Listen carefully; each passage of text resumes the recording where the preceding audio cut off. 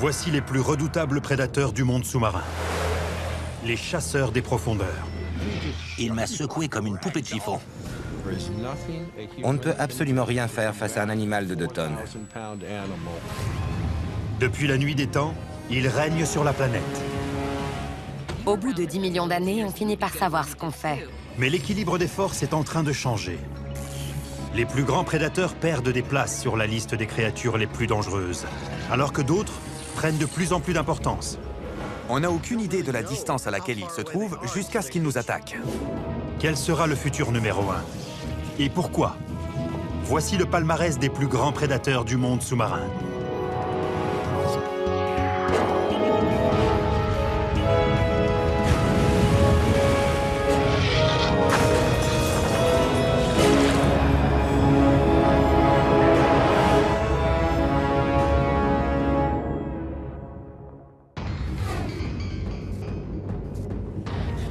Il y a 3,5 milliards d'années, les premières formes de vie sur Terre apparaissent parmi les profondeurs de l'océan.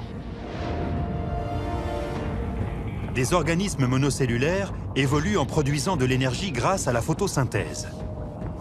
En échange, ils produisent de l'oxygène, créant ainsi l'étincelle nécessaire à l'évolution de la vie sur Terre. Depuis des centaines de millions d'années, les abysses sont un terreau fertile pour les plus grands prédateurs de la planète.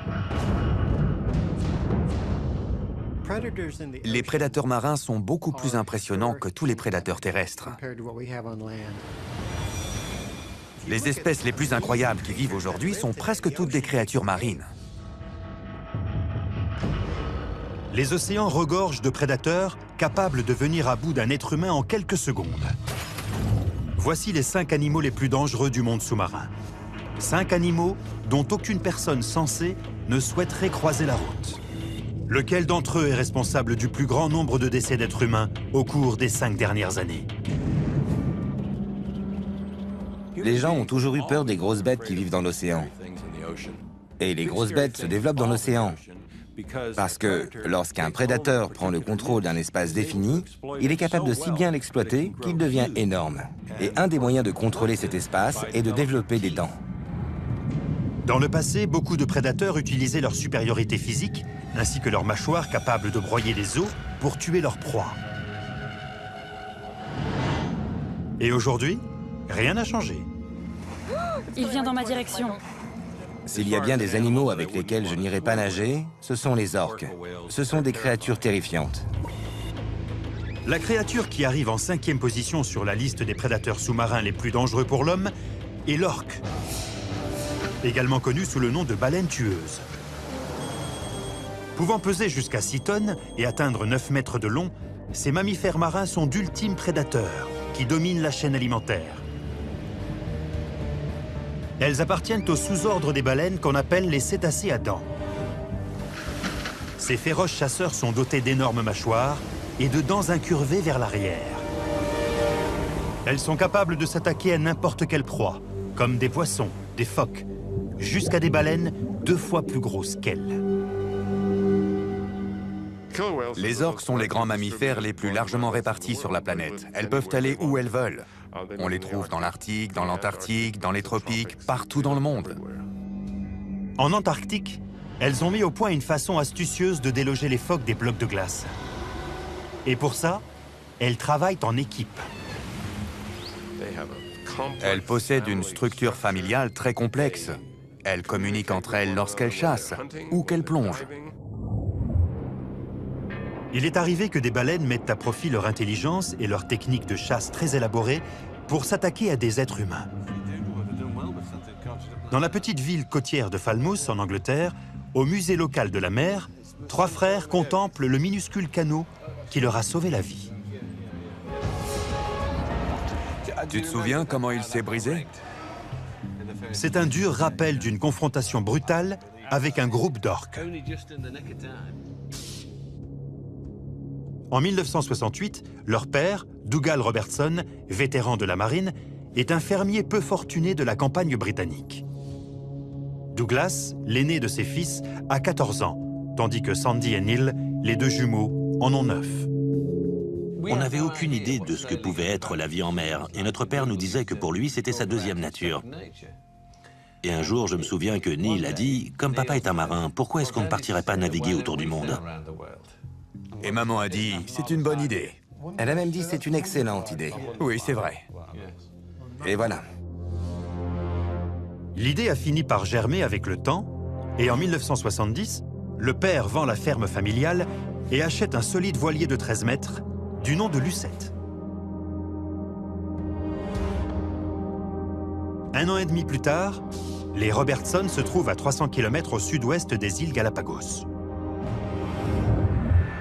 Ils sont dans la même zone où, en 1820, un proche cousin de l'orque, un grand cachalot, a attaqué un baleinier portant le nom d'Essex.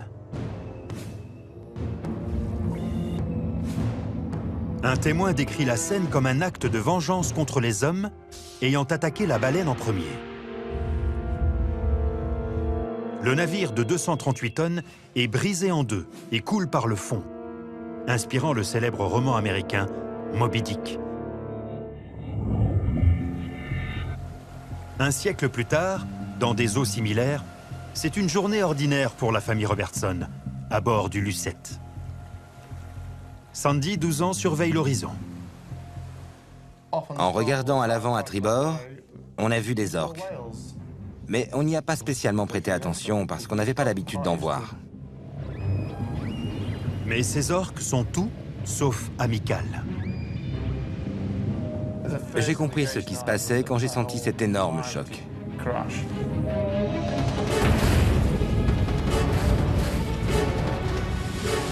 Bang, bang, bang! C'est comme ça qu'elles ont attaqué. Et elles ont frappé si fort que ça a littéralement décollé le bateau de l'eau d'une trentaine de centimètres. Une orque de 6 tonnes, se déplaçant à la vitesse de 24 km/h, peut produire un impact équivalent à celui d'une boule de démolition. Ma tasse de thé a décollé de la table. Comme ça. Et puis elle est retombée. Et quand j'ai regardé sur le côté du bateau, j'ai vu une orque énorme. Et j'ai compris qu'il s'agissait d'une attaque, à cause des dégâts qu'elles avaient faits. Il y avait un gros trou dans le bateau. Mon père avait de l'eau jusqu'aux genoux et il nous a dit d'abandonner le bateau. Et je lui ai dit « Oui, mais pour aller où ?» On était en plein milieu de l'océan Pacifique.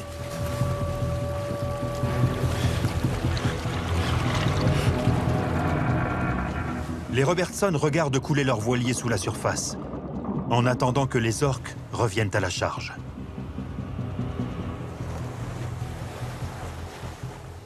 Je me souviens des orques qui nous tournaient autour. Le premier soir, une grosse orque nous a tourné autour en respirant très fort. On était terrorisés. Les orques sont connus pour tourner autour de leur proie avant de les attaquer. On pensait que c'était la fin et que l'orque allait revenir. Mais au lieu de ça, au petit matin, les orques avaient toutes disparu. La question qui se pose est: pour quelles raisons ont-elles attaqué le Lucette? Était-ce un geste de colère, comme celui du cachalot qui aurait coulé l'Essex plus d'un siècle auparavant? Ou alors ont-elles seulement confondu le bateau avec une proie? L'explication réside certainement dans la façon dont les orques chassent leurs victimes. Le scientifique Peter Tayak a enregistré les sons les plus subtils émis par leur sonar. Les orques émettent une onde sonore sous la forme d'un clic qui se réfléchit sur tout ce qui se trouve devant elles. Le faisceau du sonar de toutes les baleines à dents est très concentré, comme celui d'une lampe torche. Il a un angle de 6 degrés. Et c'est comme ça que les orques scrutent les environs à la recherche d'une proie, jusqu'à ce que l'une d'elles passe dans leur faisceau. Les orques ont un sens de l'ouïe très développé, à l'instar de tous les mammifères. Cependant, pour s'adapter au milieu marin, celui-ci a évolué à la manière d'un sonar, que l'on appelle écholocation. Ces animaux analysent l'écho grâce à leur cerveau qui leur indique s'ils ont affaire à un mulet ou à un phoque. Et lorsqu'elles chassent d'autres baleines, capables d'entendre leur sonar, elles modifient leurs signaux pour créer ce que les scientifiques appellent un sonar furtif. Elles émettent de plus petits clics et elles évitent que les signaux soient trop réguliers pour les rendre plus difficiles à déceler. Avec des sens plus affûtés, il paraît peu vraisemblable qu'une orque ait pu confondre le son et la forme d'un voilier avec le son et la forme d'une baleine. Le bateau, qui est une cavité remplie d'air, est très facile à repérer avec le sonar, mais son écho n'a rien à voir avec celui d'un organisme vivant. Donc je suis sûr qu'une orque est tout à fait capable de faire la différence entre un bateau et une baleine. L'historien Richard Ellis a néanmoins une théorie personnelle au sujet de l'attaque. L'orque avait peut-être juste envie de s'amuser. Elles attrapent des phoques, puis elles les projettent dans les airs. C'est très difficile de comprendre pourquoi elles s'en prendraient à un bateau pour ensuite s'enfuir, ou encore pourquoi elles jouent avec leur proie alors qu'elles sont déjà mortes. C'est peut-être juste pour s'amuser. Les orques sont connus pour aimer jouer avec des objets, mais le fait qu'un groupe d'orques coule un bateau simplement pour s'amuser me paraît invraisemblable. Les frères Robertson sont d'accord. La première s'est ouvert la tête contre le bateau et envoyait du sang se répandre dans l'eau derrière elle. Et je sais que les animaux sauvages ne font rien par hasard. Ils étaient certainement décidés à attaquer. S'il s'agissait d'une attaque délibérée, les frères Robertson insistent sur le fait qu'ils ne l'ont pas provoquée. Pour les victimes comme pour les spécialistes, le mobile des orques demeure mystérieux. Cependant, les conséquences sont bel et bien réelles. Pendant plus d'un mois, la famille Robertson se retrouve à la merci du monde sous-marin, subsistant grâce à de l'eau de pluie et à quelques rares poissons.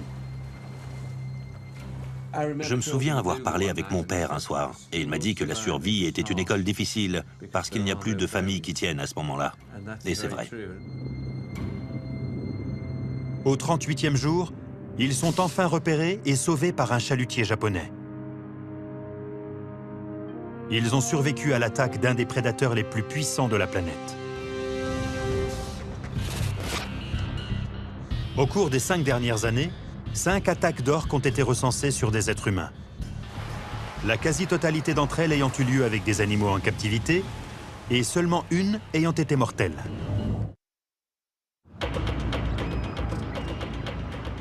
Mais si les orques sont les prédateurs les plus puissants à rôder sous la surface des océans, le prochain animal figurant sur la liste des prédateurs marins les plus mortels pour l'homme est aussi l'un des plus agressifs.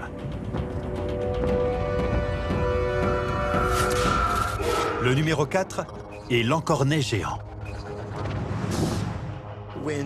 Quand je vois un encornet géant surgir vers moi depuis les profondeurs, je ressens toujours la même chose. C'est comme un mélange de peur, d'effroi et de respect. Les encornets géants sont de véritables extraterrestres. Mesurant près de 2 mètres de long et pouvant peser plus de 50 kilos, le rayon d'action des encornets géants s'est étendu depuis les côtes chiliennes jusqu'à Baja, en Californie. Les pêcheurs mexicains l'appellent El Diablo Rojo, le diable rouge. Il n'existe pas de fossiles de ces animaux parce qu'ils sont invertébrés. Mais d'après certains témoignages historiques, on sait que les encornets géants étaient aussi gros et aussi agressifs dans le passé qu'ils le sont aujourd'hui. L'explorateur sous-marin Scott Cassell est une des rares personnes à avoir filmé l'étonnante technique de chasse de ce prédateur, pour le moins atypique.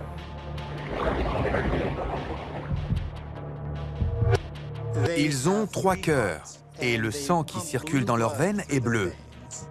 Et ils possèdent aussi les plus grosses branchies de toutes les espèces de poissons. D'après les scientifiques, ce sont ces 3 cœurs et ces grandes branchies qui permettent à l'encornet géant de survivre dans les environnements pauvres en oxygène. Cela signifie qu'ils peuvent chasser dans des profondeurs extrêmes, inaccessibles à d'autres prédateurs. Les encornets peuvent remonter à la surface depuis 600 mètres de fond, ce qui fait une différence de pression de 60 kg par centimètre carré. Et ils encaissent des variations de température de 40 degrés sans aucun problème. Dès qu'ils s'approprient un nouveau territoire, ils dévorent tout sur leur passage. Ils mangent de tout. Un encornet géant avale près de 10 tonnes de poissons au cours de sa vie. C'est énorme. Au début de ses recherches, Scott découvre qu'ils ne choisissent pas seulement leur proie au hasard, mais qu'ils font preuve d'une certaine provocation avant d'attaquer. La pire attaque dont j'ai été victime était la première. Nous sommes en 1995 et Scott est de sortie en mer pour une plongée scientifique de routine. Quand je suis entré dans l'eau, j'ai commencé à observer un encornet et j'étais aux anges. C'était la consécration de toute une vie de labeur. J'avais enfin la chance d'avoir un encornet géant. Scott est tout de suite hypnotisé par cet animal. Leurs yeux sont développés comme ceux d'un être humain. Et lorsqu'ils vous regardent, vous vous sentez désemparé à cause de la façon dont ils vous scrutent. Mais c'est tout ce que cette créature possède d'humain. Scott observe l'encornet lui offrir un véritable spectacle lumineux. Ils peuvent passer du rouge au blanc à une vitesse incroyable. Le rouge foncé est la première couleur à disparaître dans l'eau de mer. Et ils sont capables de devenir invisibles instantanément.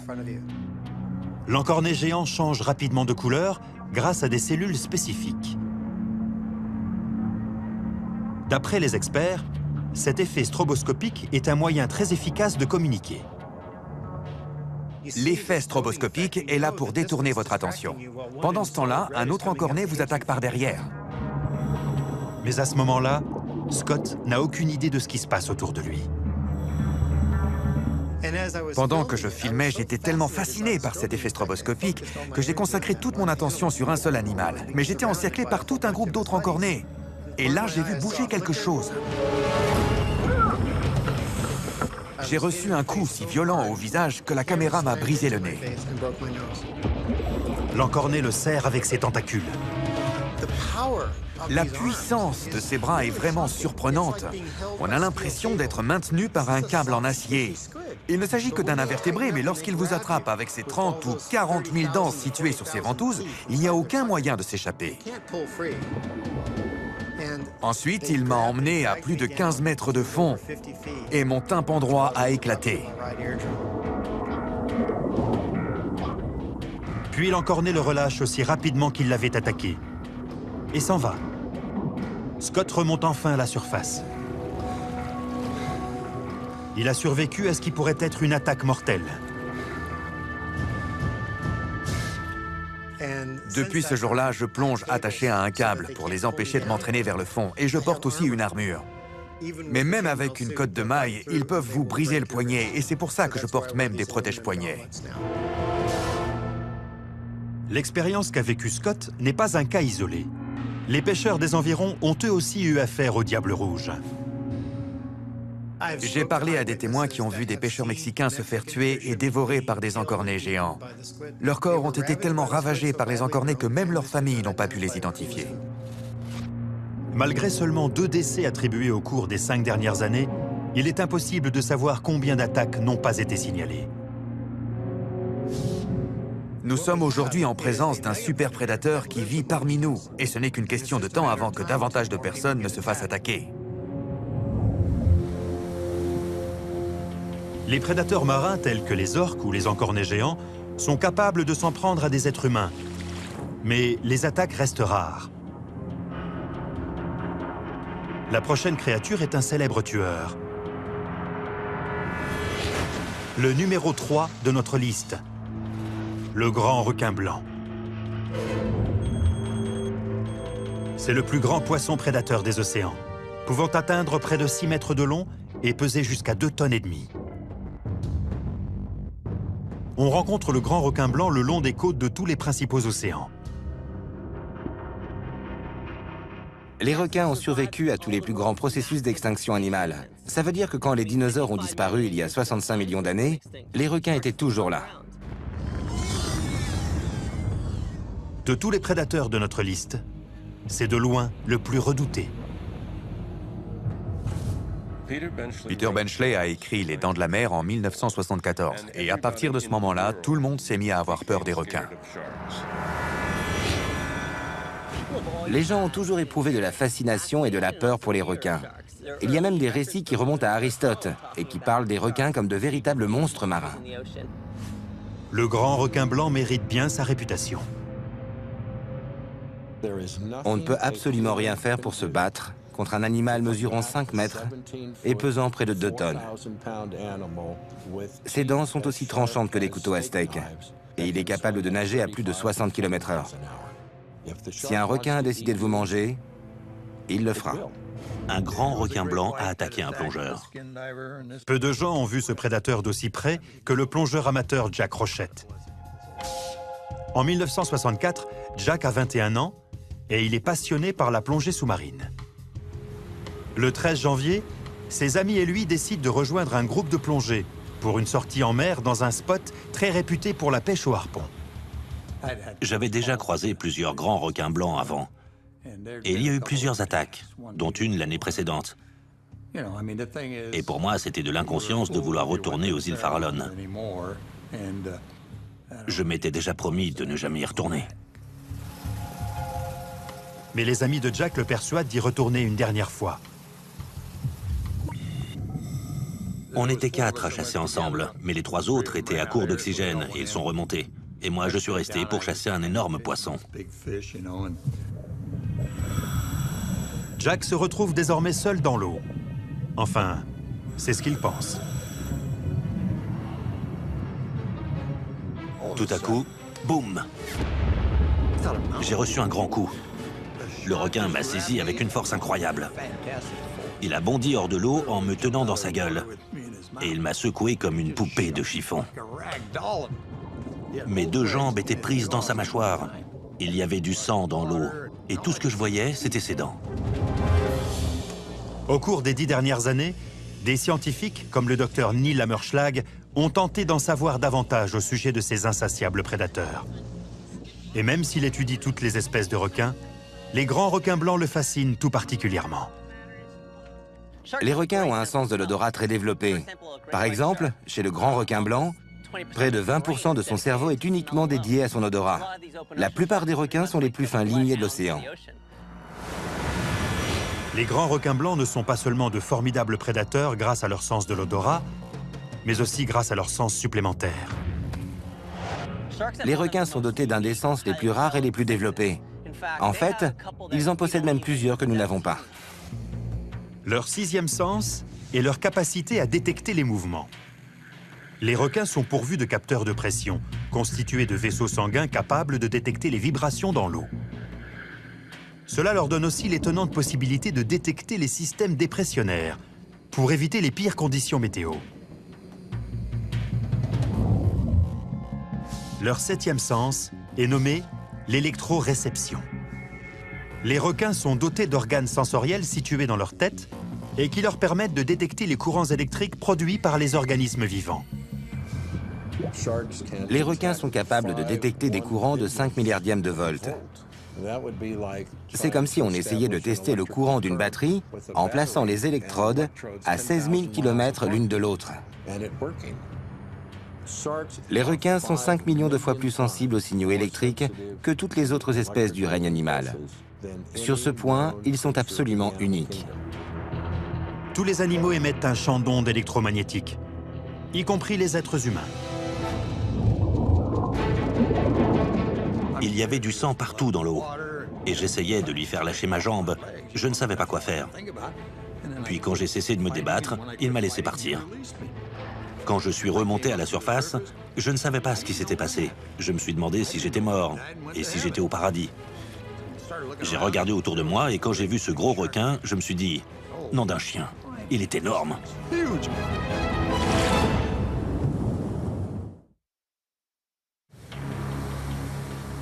À 43 km des côtes de San Francisco, Jack Rochette, 21 ans, a été victime d'un grand requin blanc.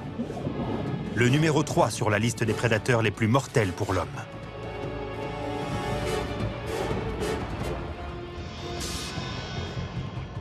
Son épaisseur était supérieure à ma taille. Il faisait plus de 7 mètres de long et il devait peser 2 tonnes. C'était tout simplement incroyable. C'est difficile de se rendre compte. Tout ce que je voulais, c'était remonter sur le bateau. Mais quand j'essayais d'avancer, mes pieds ne me répondaient pas correctement. Je n'avançais pas. Le requin continue de l'encercler, pointant ses dents tranchantes comme des lames de rasoir. Leurs dents possèdent leur propre système nerveux et leur propre système sanguin, et ils sont capables de les brandir comme un chat sortirait ses griffes, et de les manipuler sur les surfaces qu'elles rencontrent. Ses dents sont parfaitement conçues pour saisir ses proies et les tuer. Je commençais à être à bout de force, mais je me suis dit qu'il était hors de question de baisser les bras maintenant. Le requin continuait de me tourner autour. Son œil est passé à 10 cm de moi. Et là, j'ai cru que j'allais mourir.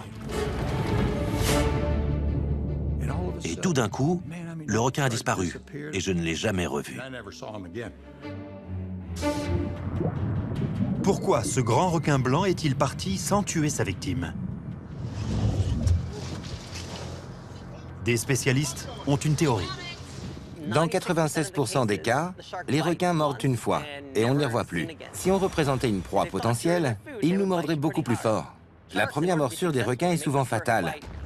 Et la morsure qu'ils infligent à leur proie n'a rien à voir avec celle infligée aux humains.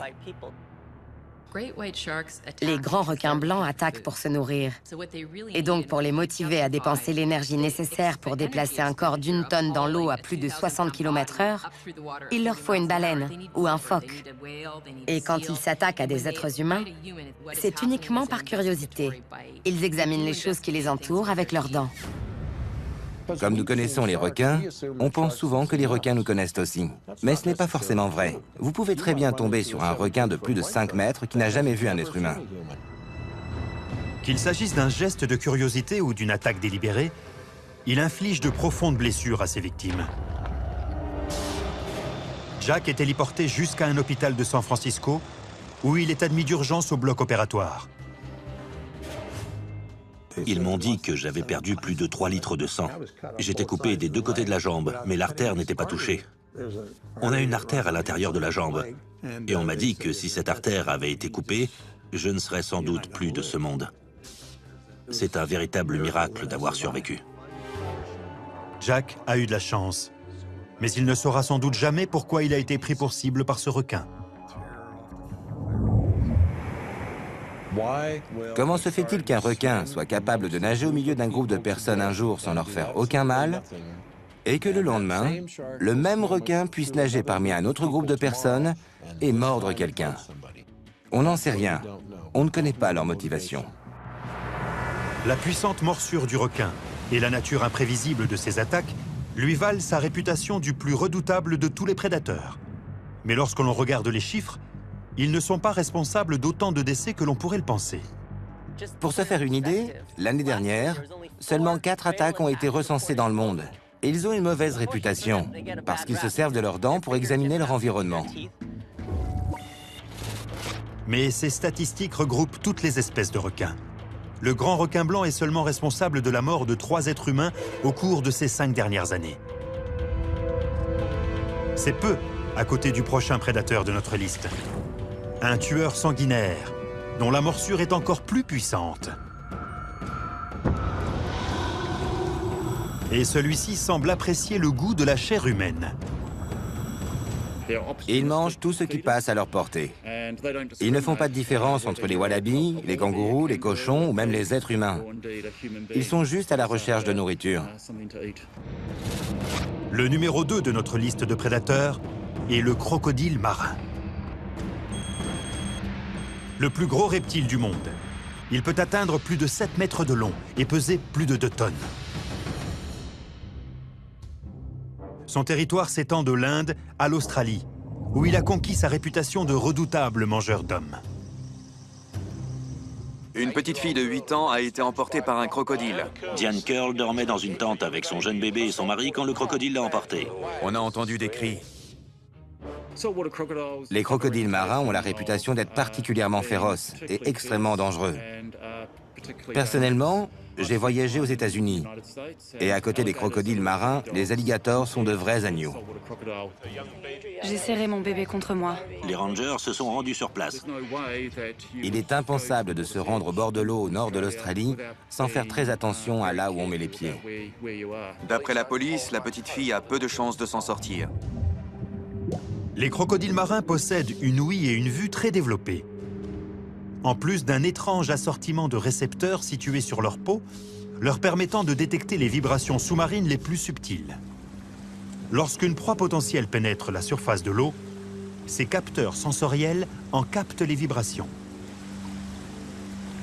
Alerté par la présence d'un repas éventuel, le crocodile commence par analyser sa future victime. Les crocodiles sont des animaux très routiniers. Ils peuvent chasser au même endroit pendant des jours, voire des semaines. Lorsque le crocodile a fini d'analyser les mouvements de sa victime, il décide de passer à l'action. Il glisse à la surface de l'eau sans faire de remous. Il ne laisse aucune chance à ses victimes.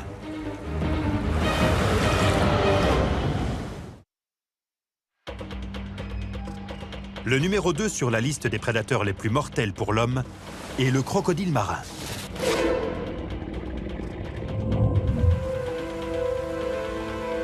Après avoir soigneusement étudié les mouvements de sa victime, ce reptile géant est prêt à passer à l'attaque. Dès qu'un animal s'approche du rivage pour boire, les crocodiles sont prêts à se propulser hors de l'eau, en majeure partie grâce à la puissance que leur fournit leur queue. La queue d'un crocodile est un énorme muscle qui génère une force et une inertie incroyables. C'est ce qui lui permet de se propulser hors de l'eau, d'attraper sa proie et de la ramener dans l'eau. Il la fait tournoyer, il l'emmène sous la surface et elle finit souvent noyée. Les mâchoires du crocodile marin sont capables de broyer les os de ses victimes, grâce à leur puissance 10 fois supérieure à celle d'un lion. Les scientifiques ont évalué la pression de leur morsure à 10 000 newtons. En quelque sorte, ça consiste à se retrouver sous un rocher d'une tonne. J'ai été mordu par des petits crocodiles environ cette taille-là, ici. L'un d'eux m'a mordu à la main, et un de mes élèves a dû faire levier avec un tournevis pour me la dégager. L'Australien spécialiste des crocodiles, Steve Irwin, a passé ces dernières années à collaborer avec Craig Franklin et une équipe de chercheurs d'un zoo australien et de l'Université du Queensland, à la recherche de crocodiles marins. Ils ont capturé des spécimens sauvages, ils les ont marqués, puis ils ont suivi leur déplacement grâce à un récepteur satellite. Les premiers résultats sont stupéfiants. Les crocodiles marins sont d'incroyables nageurs. On les a suivis pendant plus de 900 km. Les crocodiles savent exploiter les courants de surface pour se déplacer le long des côtes du nord de l'Australie, de l'Asie du Sud-Est et de l'Inde. Silencieux, intelligent et patient, le crocodile marin est l'un des prédateurs furtifs les plus redoutables. Quand je suis à côté d'un crocodile, je ne lui tourne jamais le dos. Jamais. Vu que le crocodile marin fréquente principalement des endroits très reculés, les experts estiment que beaucoup d'attaques sur des êtres humains ne seraient pas signalées. Cependant, les chiffres dont on dispose font état de 150 attaques et 50 décès chez des êtres humains au cours des 5 dernières années. Mais cet imposant crocodile marin n'est pas l'animal le plus mortel de notre liste. La palme est attribuée à un autre tueur, très différent. Un prédateur quasiment invisible. La créature numéro 1 sur notre liste des prédateurs les plus mortels du monde sous-marin est la méduse boîte. Pouvant atteindre 3 mètres de long et peser seulement moins de 2 kilos, elles tiennent leur nom de la forme cubique de leur cloche. La plus grande et la plus venimeuse espèce de méduse boîte du monde fréquente les eaux côtières de l'Australie et de la région Indo-Pacifique. Elle peut paraître insignifiante, mais malgré sa faible force physique, elle est dotée du plus puissant venin de la planète. Elles peuvent tuer un être humain adulte en moins de 3 minutes. Aucun serpent, aucune araignée, ni aucun scorpion n'est capable d'en faire autant.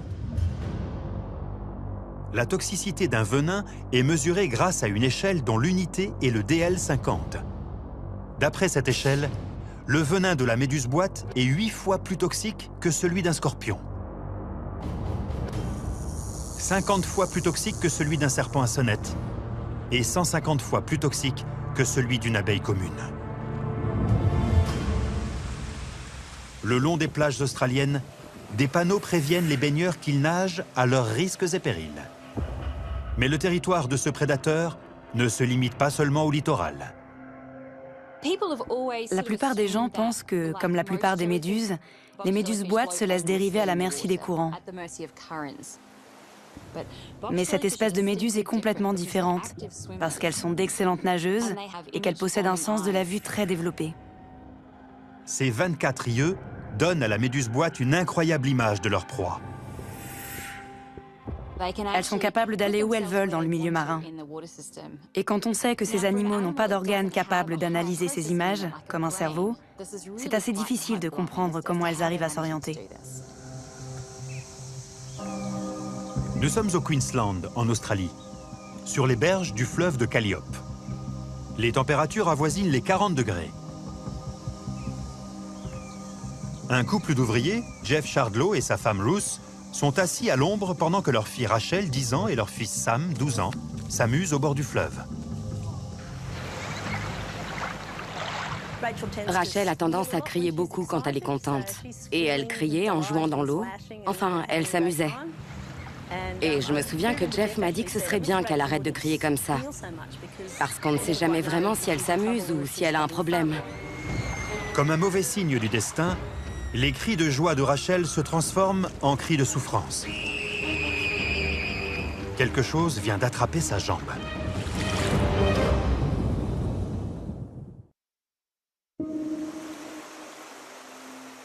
La région du Queensland en Australie. Le prédateur des fonds marins le plus dangereux pour l'homme a encore frappé. La créature en tête de notre sinistre palmarès est une méduse boîte venimeuse qui s'est accrochée à la jambe de Rachel et qui refuse de laisser partir cette petite fille de 10 ans. La meilleure comparaison que j'ai entendue à ce sujet, c'est d'imaginer un couteau de cuisine dont on chaufferait le bout de la lame jusqu'à ce qu'il devienne rouge pour le faire ensuite glisser le long de sa peau. Maintenant, multipliez cette douleur par 10 et de façon permanente. La douleur ne diminue pas, elle reste au même niveau. Et quand j'ai regardé sa jambe, je n'avais jamais vu ça avant. Et j'espère que je ne le reverrai jamais. Elle avait tout un tas de tentacules enroulés autour de sa jambe. Un tentacule de 2,70 m peut suffire à délivrer une blessure mortelle. Et la méduse boîte en possède jusqu'à 60. Donc, si vous faites le calcul, une méduse boîte possède suffisamment de venin pour tuer 60 personnes. J'ai tout de suite essayé de retirer les tentacules avec mes doigts, mais ils restaient collés. Ils s'agrippent super vite. Ces tentacules sont pourvus de minuscules aiguilles qu'on appelle des nématocystes.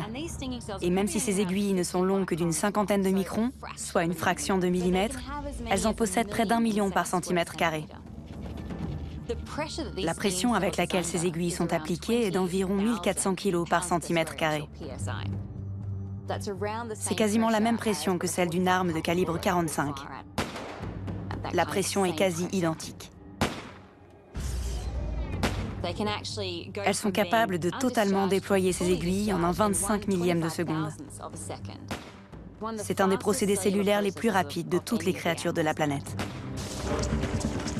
Pendant ce temps, l'agitation au bord du fleuve a attiré l'attention d'un couple qui campait juste à côté.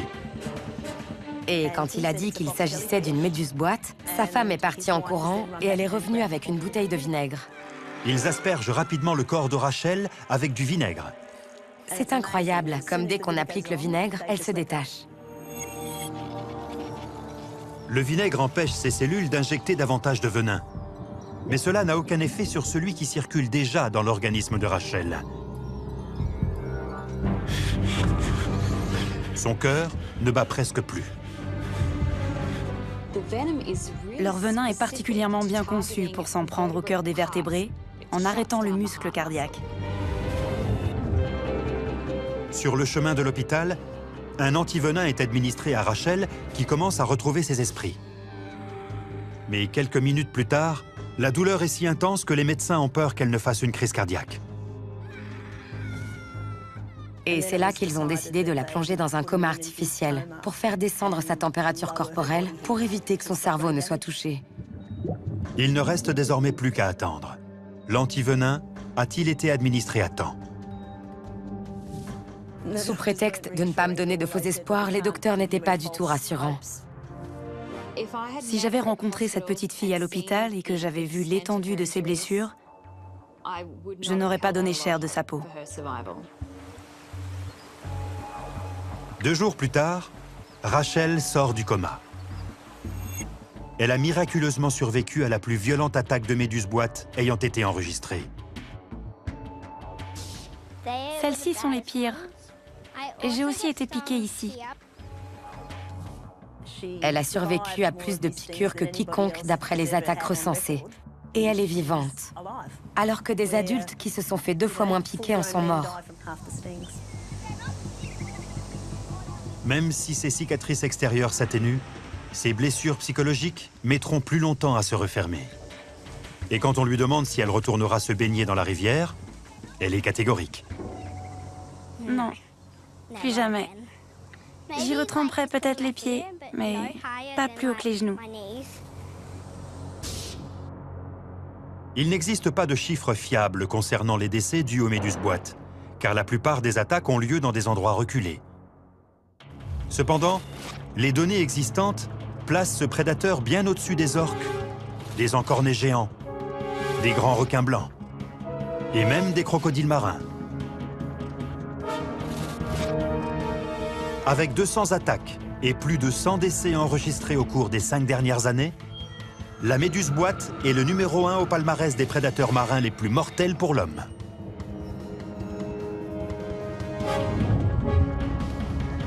Mais le monde dans lequel nous vivons est en train de changer. Le classement que nous avons établi est valable aujourd'hui. Mais qu'en sera-t-il dans plusieurs années? Un grand nombre de spécialistes s'accordent à penser que l'équilibre des forces est en train de basculer. Si on regarde le nombre de grands prédateurs aujourd'hui, comme les baleines et les requins, on se rend compte que leur population a considérablement diminué à cause de la surpêche.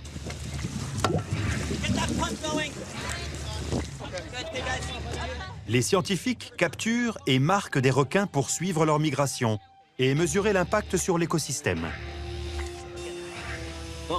On a remarqué qu'au fur et à mesure qu'on élimine les plus grands prédateurs, ça joue un rôle sur l'abondance et l'attitude des prédateurs placés juste en dessous dans la chaîne alimentaire. Ce qui se passe, c'est que le nombre de prédateurs de la catégorie inférieure augmente et se nourrit de la catégorie encore en dessous. Tout l'équilibre est chamboulé. Et même si on ne sait pas encore quelles en seront les conséquences, on risque de vite le savoir. D'après Scott Cassell, spécialiste des encornets, le numéro 4 de notre liste, l'encornet géant, tire parti de ce déséquilibre dans la chaîne alimentaire. La population d'encornets géants a explosé dans des proportions historiques, car ces prédateurs ont en majeure partie été éliminés. Il y a des centaines de millions d'individus le long de la côte ouest des États-Unis, alors qu'il n'y en avait aucun il y a 50 ans. Aujourd'hui, il y en a jusqu'en Russie. Ils ont traversé le Pacifique et on en a même trouvé aux Philippines. Je pense sincèrement que ce n'est qu'une question de temps avant qu'ils ne prennent possession de l'Atlantique et des Caraïbes. On ne trouvera bientôt plus que des encornets sous la surface des océans. Il ne faudra pas longtemps avant qu'un nouveau prédateur ne se hisse au sommet de la chaîne alimentaire, pour régner en maître sur tous les océans de la planète, prêt à frapper à tout moment.